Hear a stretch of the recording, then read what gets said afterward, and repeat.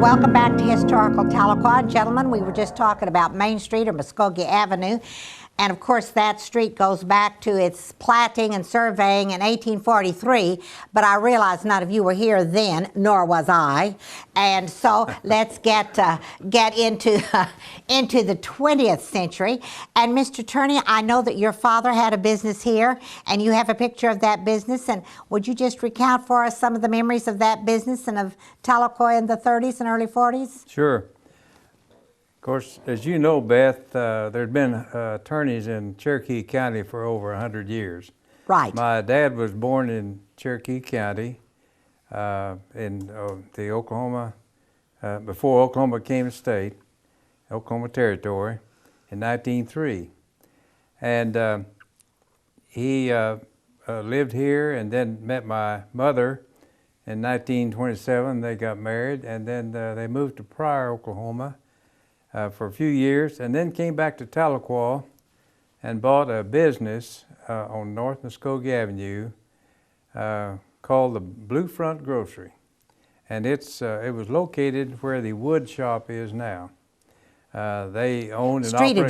Street address. Well, I don't know. Next to the Ozark Hotel. All right, that place is North Muskogee. Yes, and so they owned and operated that until 1939. But going back a little bit, in 1933, they bought a house on 225 West Chickasha. Okay. That is located on what is the Church of Christ parking lot now, right across from the old Allen place. Right. People that know where the old Allen house is. And it was built by a businessman, a druggist named Barnes. The Allen home was built by a druggist named Barnes. And at the time, as I remember, Melbourne Reed owned that house, and the folks bought it from him.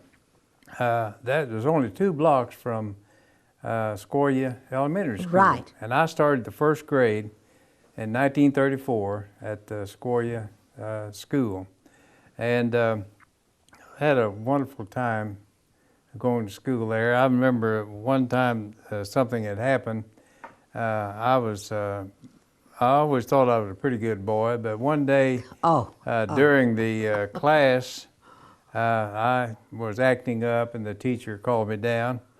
And I went home that afternoon, and my mother said, "I understand that you didn't act very nice there at school today." And I said, "Well, how did you know?" She said, "A little bird told me." And so I happened to recall that I saw a bird land on the windowsill there at the old school. And so from then on, every time I saw a bird in the area of the school there, I made sure that I did not act up in it. Were the restrooms in the basement then? Yes, they had a boiler room in the basement, and the restrooms were there. And Mr. Rosser was the janitor there, and he seemed to be the one who did the discipline in the school, because if you acted good and did not do anything that he thought that was out of the way there, well, he would let you ring the bell. At that time, they had a bell, hand bell, that you would run around the building and ring the bell when school would start and also recess. And so we always wanted to ring the bell, and Mr. Rosser was a great man there that kept. Let me tell you something about that bell that just breaks my heart. The first year I taught music in Tahlequah Public Schools was in 1950, and the old building was still there then, and the basements were still in deplorable condition in the basement, and the boiler room was still down there, and the handbell was still there. That handbell was moved into the office after we got electrified bells that rang, and later someone, I don't know who, mysteriously took that bell away, and it disappeared. That wonderful bell from HistQuah Elementary. I just would like to think, that all you little guys who rang that bell would like to be able to see that bell again. Well, talk some more about the store. Well, the store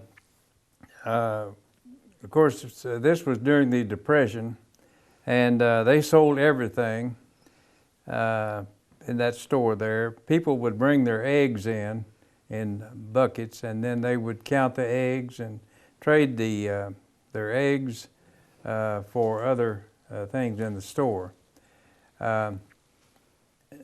Then also, I can remember when people would come in. Of course, at that time they had charge accounts, mm-hmm. and people would charge their groceries, and they'd write it up.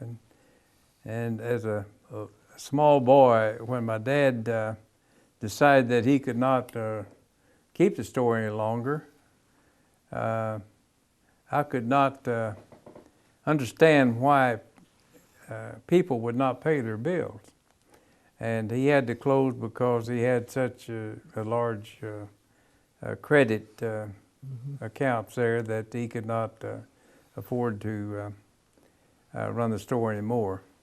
But he would meet the people on the street that owed him money, and they were friends. But yet he forgave their bills and would be good friends of them, even though they owed him. Well, in Depression days, they certainly did try to support. The people tried to support each other because everybody was having a hard time. But you know, that's not an unusual thing.